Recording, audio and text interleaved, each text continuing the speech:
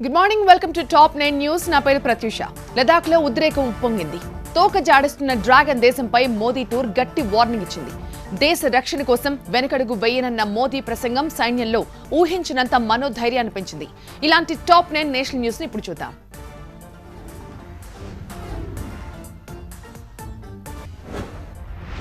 భారత శక్తి సామర్థ్యాలేంటో మన సైన్యం ప్రపంచం మొత్తానికి చూపించిందన్నారు ప్రధాని మోదీ. లదాఖ్ లో పర్యటించిన మోదీ సైన్య శౌర్య పరాక్రమాల గురించి దేశంలో ప్రతి ఇంటా మాట్లాడుకుంటున్నారని తెలిపారు.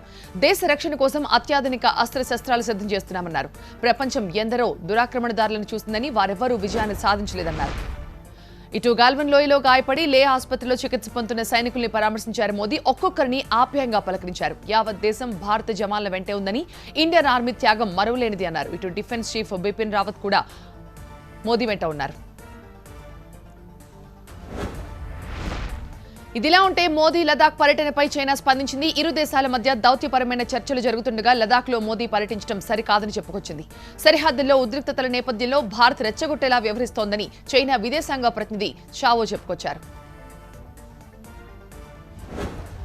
పవర్ ఎక్విప్మెంట్ ను చైనా నుంచి కొనుగోలు చేయొద్దని, ఎలాంటి ఆర్డర్స్ ఇవ్వొద్దని డిస్కంలకు భారత ప్రభుత్వం ఆదేశాలు జారీ చేసింది. ఆ ఎక్విప్మెంట్ ను చైనా ట్రోజన్ హార్స్ గా ఉపయోగించి మన పవర్ గ్రిడ్ ను షట్ డౌన్ చేసే అవకాశాలు ఉన్నాయని కేంద్ర మంత్రి ఆర్కే సింగ్ అన్నారు. టవర్ ఎలిమెంట్స్, ట్రాన్స్ఫార్మర్లు, మీటర్ భాగాలు ఇక నుంచి భారత్లోనే తయారవుతాయన్నారు. టైగర్ జిందా హై అంటూ మధ్యప్రదేశ్ లో తొడగొట్టిన జ్యోతిరాదిత్య సింధియా కాంగ్రెస్ పార్టీపై విరుచుకుపడ్డారు. అధికారం తప్ప కాంగ్రెస్ కు మరేదీ అక్కర్లేదన్నారు. కాంగ్రెస్ కు ప్రజలు వారి సమస్యలు అక్కర్లేదంటున్నారు. అంతకుముందు బీజేపీ వర్చువల్ ర్యాలీలో పాల్గొన్న సింధియా ఓకల్ ఫర్ లోకల్, అలాగే లోకల్ ఫర్ గ్లోబల్ అంటూ మోదీని ఆకాశానికి ఎత్తేశారు. ముంబై ఎయిర్పోర్ట్ స్కామ్ లో కొత్తగా పింకిరెడ్డి పాత్ర వెలుగులోకి వచ్చింది. ఆమె డైరెక్టర్ గా ఉన్న ఆర్బిట్ ట్రావెల్స్ పేరును సిబిఐ ఎఫ్ఐఆర్ లో చేర్చింది. ముంబై ఎయిర్పోర్ట్ అభివృద్ధి పేరుతో నిధులు మళ్లించినట్టుగా జీవీకేపై సిబిఐ విచారణ జరుపుతోంది. సంస్థ చైర్మన్ జీవీకే రెడ్డి, ఆయన కుమారుడిపై ఇప్పటికే కేసులు నమోదు కాగా కొత్తగా పింకిరెడ్డి పేరు కూడా బయటకు. కోవిడ్-19 వ్యాక్సిన్ అభివృద్ధిలో భారత్ ముందడుగు వేసింది. భారత్ బయోటెక్ అభివృద్ధి చేసిన కోవాక్సిన్ ప్రస్తుతం హ్యూమన్ ట్రయల్స్ దశలో ఉంది. జంతువులపై ప్రయోగాల్లో మెరుగైన ఫలితాలు రావడంతో ఇప్పుడు మనుషులపై ప్రయోగాలకు సిద్ధమైంది. వ్యాక్సిన్ విడుదలపై ఐసీఎంఆర్ గుడ్ న్యూస్ అందించింది. క్లినికల్ ట్రయల్స్ కోసం దేశవ్యాప్తంగా 12 ఇన్స్టిట్యూట్లను ఎంపిక చేశారు. జియోలోకి పెట్టుబడుల వరద కొనసాగుతూనే ఉంది. తాజాగా ఎలక్ట్రానిక్ చిప్స్ తయారీ సంస్థ ఇంటెల్ కి చెందిన ఇంటెల్ క్యాపిటల్ జియోలో 0.39% వాటాల కొనుగోలుకు అంగీకారం తెలిపింది. దీని విలువ మొత్తం 1,894 కోట్లు. ఇంటెల్ క్యాపిటల్ జియోలో పెట్టుబడులు పెట్టిన 12వ సంస్థ.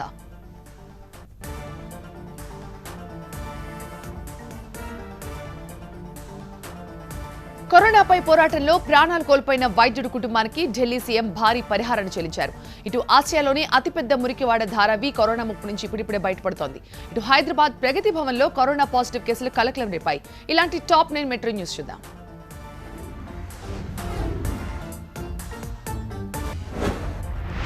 కరోనా వైరస్ తో ప్రాణాలు కోల్పోయిన ఢిల్లీ ఎల్ఎన్జేపీ ఆసుపత్రి వైద్యుడు అసీం గుప్తా కుటుంబానికి ₹1 కోటి పరిహారాన్ని అందించారు Delhi CM Kejriwal. Aseem Gupta people's doctor అని చెప్పారు. కరోనాతో పోరాటం చేస్తూ ప్రాణాలు అర్పించిన వారిని తిరిగి తీసుకురాలేమని, వారి కుటుంబాలను మాత్రం ఆదుకుంటామని తెలిపారు. తెలంగాణ సీఎం ఆఫీస్ ప్రగతి భవన్ లోనూ కరోనా కలకలం సృష్టించింది. ప్రగతి భవన్ లో 4 సిబ్బందికి పాజిటివ్ అని తేలింది. గత 4 రోజులుగా ప్రగతి భవన్ లో ఉన్న సిబ్బందికి ప్రత్యేకంగా కరోనా టెస్టులు చేస్తున్నారు అధికారులు. ప్రగతి భవన్ ప్రాంగణంలో ముఖ్యమంత్రి సెక్యూరిటీ సిబ్బంది కలిపి మొత్తం 300 మంది వరకు పనిచేస్తుంటారు. కోవిడ్ వైరస్ ప్రారంభ దశలోనే సిబ్బందిని సగానికి తగ్గించారు. పసిపిల్లలకి ఆన్లైన్ క్లాసులేంటన్న తెలంగాణ హైకోర్టు మరోసారి ప్రభుత్వాన్ని ప్రశ్నించింది. మొన్నటి విచారణలో ప్రశ్నలకు సమాధానమిచ్చింది ప్రభుత్వం. ఇంకా విద్యా సంవత్సరం ప్రారంభం కాలేదని ఏజీ కోర్టుకు తెలిపారు.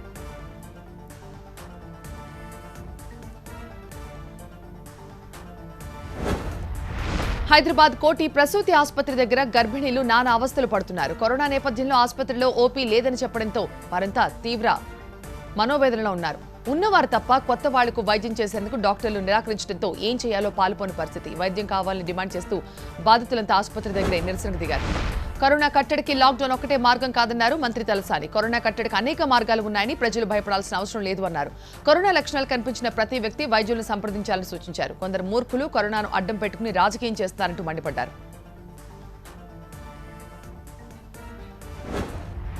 వాటర్ ట్యాంకర్లో నీళ్లు నింపుతూ కాళ్లు కడుక్కునే డ్రైవర్ పైన జలమండలి కేసు నమోదు చేసింది. డ్రైవర్ తో పాటు ట్యాంకర్ యజమానిపైన కూడా మూసాపేట డివిజనల్ అధికారి పోలీసులకు ఫిర్యాదు చేశారు.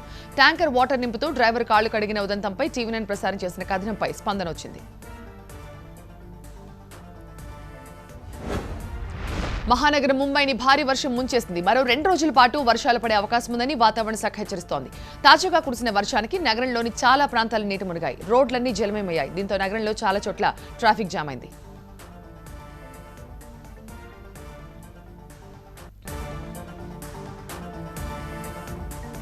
అనుకున్నట్టే రఘురామకృష్ణరాజుపై వైసీపీ లోక్సభ స్పీకర్ కి ఫిర్యాదు చేసింది. ఏపీలో లంచాలకు అవకాశం లేదని గట్టిగా చెప్పారు సీఎం జగన్. ఇక గ్రామీణ ఆర్థిక పరిస్థితి బలోపేతానికి నాబార్డు ముందుకొచ్చిందన్నారు మంత్రి కేటీఆర్. ఇలాంటి టాప్ 9 రీజన్లు చూద్దాం.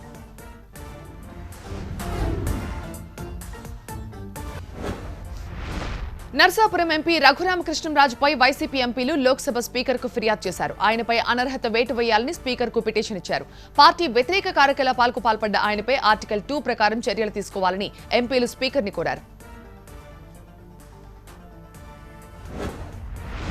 రఘురామకృష్ణరాజు స్వపక్షంలో ఉండి విపక్షంలా వ్యవహరిస్తున్నారని ఆరోపించారు ఎంపీ విజయసాయిరెడ్డి. వైసీపీలోనే ఉంటూనే ప్రతిపక్ష నేతలతో మంత్రాలు జరిపారని ఆరోపించారు. పార్టీ క్రమశిక్షణ ఉల్లంఘించారని, అన్ని అంశాలు పరిశీలించే చర్యలు తీసుకోమని స్పీకర్ కు విన్నవించినట్టుగా చెప్పారు. రాజ్యాంగం అందరికీ సమాన హక్కులు కల్పించింది తప్ప ఏపీకి ప్రత్యేకంగా ఏమీ లేవన్నారు బీజేపీ నేత విష్ణువర్ధన్. ఎవరిని కావాలని నిర్ణయించుకునేందుకు ప్రజలు వైసీపీకి అధికారం కట్టబట్టలేదంటూ ఎంపీ రఘురామకృష్ణరాజు వ్యవహారాన్ని ఉద్దేశించి వ్యాఖ్యానించారు. రాష్ట్రంలో ప్రజా సమస్యల్ని తప్పుదో పట్టించడం సరికాదు అన్నారు. ఏపీలో లంచాలు, పైరవీలతో ఉద్యోగాలు పొందే రోజులు పోయాయని తెలిపారు CM YS Jagan. AP corporation for outsourced services ప్రారంభించిన ఆయన ఈ మాటలన్నారు. టీడీపీ పాలనలో అవుట్సోర్సింగ్ వ్యవస్థను అడ్డం పెట్టుకుని పాలకులు దోపిడీకి పాల్పడ్డారని, ఆ పరిస్థితి పూర్తిగా మార్చి అవుట్సోర్సింగ్ ఉద్యోగాల నియామకాన్ని పారదర్శకం చేశామన్నారు. ఆషాఢ మాసం ముగిసి శ్రావణ మాసం మొదలవగానే కేబినెట్ విస్తరణ జరగనుంది. ఈ నెల 22న కేబినెట్ ను విస్తరించాలని సీఎం జగన్ సూత్రప్రాయంగా నిర్ణయించినట్టుగా తెలుస్తోంది. డిప్యూటీ సీఎం పిల్లి సుభాష్ చంద్రబోస్, మంత్రి మోపిదేవి వెంకటరమణ ఇద్దరు బీసీ వర్గానికి చెందినవారు కావడంతో కొత్తగా మంత్రి పదవులు కూడా ఆ వర్గానికే కేటాయించే అవకాశాలు కనిపిస్తున్నాయి. మచిలీపట్నంలో మోకా భాస్కర్రావు హత్య కేసులో టీడీపీ నేత కొల్లు రవీంద్ర పాత్ర ఉందని ఆరోపించారు వైసీపీ ఎమ్మెల్యే జోగి రమేష్. ఆయన ప్రోద్బలంతోనే భాస్కర్రావు హత్య ఓ పథకం ప్రకారం జరిగిందంటున్నారు. బలహీన వర్గాలకు చెందిన భాస్కర్రావు ఎదుగుతుంటే చూడలేక ఆయన చంపేశారన్నారు.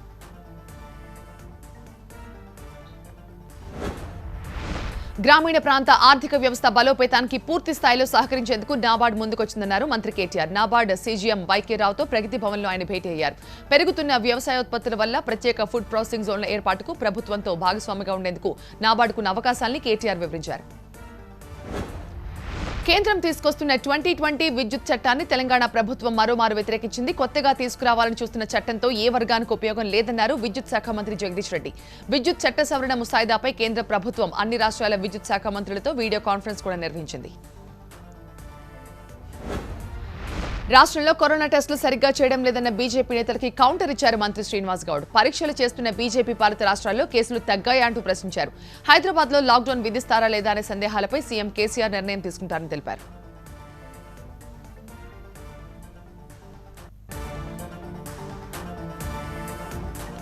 బీజింగ్ పెత్తనం మొదలైన తర్వాత హాంకాంగ్ లో పరిస్థితులు రకరకాలుగా మారుతున్నాయి. చట్టాన్ని వ్యతిరేకిస్తూ నిరసనలు తెలిపిన వారిని పోలీసులు జైళ్లలో బంధిస్తున్నారు. ఇటు చైనాకు వ్యతిరేకంగా ఉద్యమించిన ప్రజాస్వామ్యవాదులు హాంకాంగ్ ని వదిలి వెళ్తున్నారు. ఇక బ్రిటిష్ నేషనల్ ఓవర్సీస్ హోదా కలిగిన హాంకాంగ్ వాసులకు మేము అండగా ఉంటామని బ్రిటన్ ముందుకొచ్చింది. ఇలాంటి టాప్ 9 వరల్డ్ న్యూస్ చూద్దాం.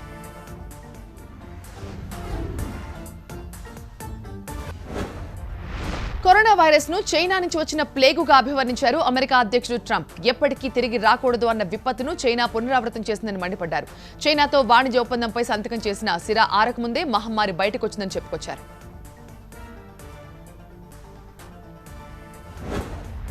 చైనా వస్తువులు, సేవలపై భారత్ ఉక్కుపాదం మోపడాన్ని డ్రాగన్ కంట్రీ భరించలేకపోతోంది. ఉద్దేశపూర్వకంగానే ఇండియా తప్పుడు నిర్ణయాలు తీసుకుంటోందని చైనా ఎదురుదాడి మొదలుపెట్టింది. చైనా ప్రాజెక్టులపై నిషేధం విధించిన నేపథ్యంలో భారత్ WTO నిబంధనలు ఉల్లంఘించిందని చైనా విదేశాంగ శాఖ ఆరోపిస్తోంది.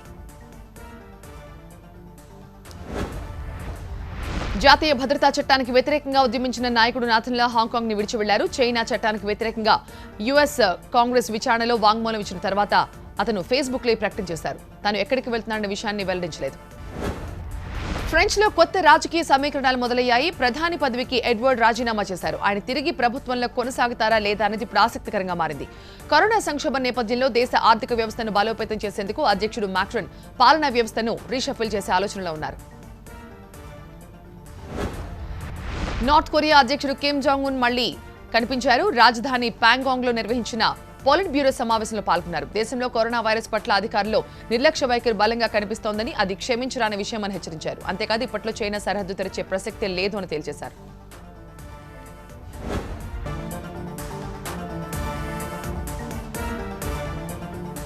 భారత సరిహద్దులో ప్రధాని మోదీ సైనికులతో భేటీ కావడం సోషల్ మీడియా వేదికలపై అతిపెద్ద చర్చకు దారితీసింది. కాంగ్రెస్ నాయకులు మాత్రం చైనా సైన్యం భారత భూభాగంలోకి వచ్చిందా లేదా అనే ప్రశ్నను కేంద్రానికి పదే పదే సంధిస్తోంది. ఇకపోతే ఏపీలో మాజీ మంత్రి కొల్లు రవీంద్రపై కేసులు నమోదు చేయడాన్ని బీసీలపై దాడిగా అభివర్ణిస్తోంది టీడీపీ. ఇలాంటి టాప్ 9 వైరల్ న్యూస్ చూద్దాం.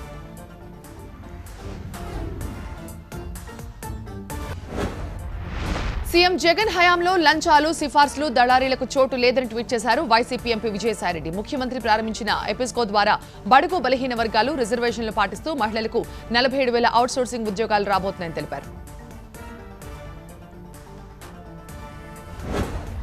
ప్రస్తుత అత్యవసర పరిస్థితుల్లో సీఎం వైఎస్ జగన్ అత్యవసర సేవల్లో భాగమైన అంబులెన్స్లను ప్రారంభించడం అభినందనీయమన్నారు జనసేన అధినేత పవన్ కళ్యాణ్. అంతేకాదు గత 3 నెలలుగా కరోనా టెస్టుల విషయంలో ఏమాత్రం అలసత్వం ప్రదర్శించలేదని, కరోనా కట్టడికి కేంద్ర రాష్ట్ర ప్రభుత్వాలకు సహకరిస్తూ అంతా క్షేమంగా ఉందామని చెప్పుకొచ్చారు. రాష్ట్రాన్ని బంధువర్గానికి పంచిన సీఎం జగన్మోహన్ రెడ్డి బీసీ నాయకత్వాన్ని అణిచివేయడమే లక్ష్యంగా కేసులు పెడుతూ దాడులకు పాల్పడుతున్నారని ట్వీట్ చేశారు లోకేష్. వైఎస్ జగన్మోహన్ రెడ్డి అవినీతిని ఎండగట్టినందుకు కొల్లు రవీంద్రపై హత్య కేసు పెట్టారని, దీన్ని తీవ్రంగా ఖండిస్తున్నామని తెలిపారు. ఇటు చంద్రబాబు కూడా కొల్లు రవీంద్రపై హత్య కేసును ఖండిస్తూ ట్వీట్లు చేశారు. టీడీపీకి బీసీలే వెన్నెముకగా ఉన్నారన్న అక్కసుతోనే జగన్ సర్కార్ బీసీ నాయకత్వాన్ని అణిచివేస్తోందని ఆరోపించారు. దీనికి జగన్ సర్కార్ మూల్యం చెల్లించుకోక తప్పదన్నారు.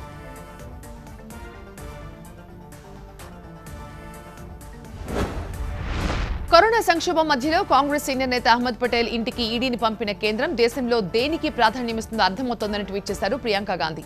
కరోనాతో వేలాది మంది ఆరోగ్య కార్యకర్తలు చనిపోతున్నా, ఆర్థిక వ్యవస్థ దెబ్బతిన్నా, చైనా భారత భూభాగంలోకి చొచ్చుకొచ్చినా, మన సైన్యాన్ని చంపినా కేంద్రం మాత్రం ఇంకా రాజకీయాలు చేస్తుందని ఆరోపించారు. ప్రధాని లదాఖ్ పర్యటన నేపథ్యంలో కాంగ్రెస్ నేత రాహుల్ గాంధీ చేసిన ట్వీట్ రాజకీయంగా ఆసక్తికరంగా మారింది. లదాఖ్ ప్రజలు తమ భూమిని చైనా లాక్కుందని చెప్తుంటే ప్రధాని మోదీ మాత్రం ఎవరూ భారత భూభాగాన్ని లాక్కోలేదని చెప్తున్నారని, ఈ ఇద్దరిలో ఎవరో ఒకరు అబద్ధం చెప్పారంటూ వీడియోను పోస్ట్ చేశారు. భారత సైన్యం పరిరక్షణలో సరిహద్దులు ఎప్పటికీ సురక్షితంగా ఉంటాయని ట్వీట్ చేశారు కేంద్ర రక్షణ శాఖ మంత్రి రాజ్నాథ్ సింగ్. ప్రధాని మోదీ లదాఖ్ పర్యటన సైన్యంలో మరింత ధైర్యాన్ని పెంచిందని తెలిపారు. అందుకు ప్రధానికి తాను ధన్యవాదాలు చెప్తున్నట్టుగా ట్వీట్ చేశారు.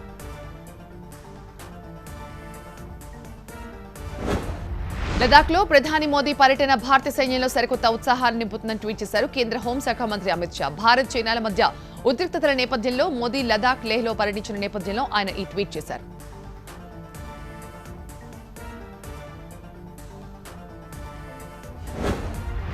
టెస్టుల సంఖ్య పెరగడం వల్లే అమెరికాలో కరోనా పాజిటివ్ కేసుల సంఖ్య కూడా పెరిగిందంటూ ట్వీట్ చేశారు ట్రంప్. కరోనా టెస్టులో అమెరికా ఇతర దేశాల కంటే చాలా ముందుందన్నారు. అంతేకాదు అమెరికాలో మరణాల రేటు కూడా గణనీయంగా తగ్గిపోయిందన్నారు.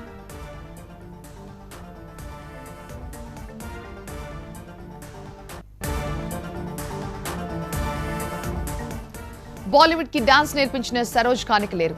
భానుమతి సినిమాను మెచ్చుకున్నారు మంత్రి తలసాని. డైరెక్టర్ వర్మ మరో బొనాన్సాతో సిద్ధమయ్యారు. ఇటువంటి ఇంట్రెస్టింగ్ అప్డేట్స్ తో టాప్ 9 ఫిల్మ్ న్యూస్ చూద్దాం.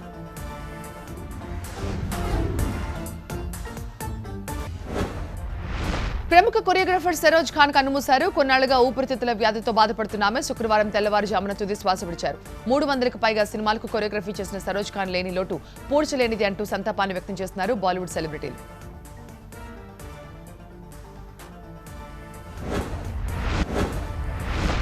భానుమతి ఎన్ రామకృష్ణ చిత్ర యూనిట్ కి అభినందనలు తెలిపారు మంత్రి తలసాని. ప్రతికూల కరోనా సమయంలో ఈ చిత్రం ఆహా ఓటీటీ ద్వారా ప్రేక్షకులను మెప్పిస్తోంది అన్నారు. నవీన్ చంద్ర, సలోని లూత్రా నటించిన భానుమతి ఎన్ రామకృష్ణ టీమ్ ని ఆయన అభినందించారు.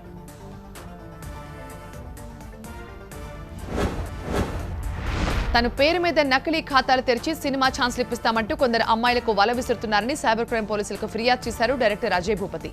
పూర్తి సాక్ష్యాలు సమర్పించారు. ఇలాంటి కాల్స్ ను అమ్మాయిలు నమ్మొద్దని, ఏమైనా పాత్రలుంటే తమ ప్రొడక్షన్ హౌస్ నుంచే కాల్స్ వస్తాయని చెప్పారు.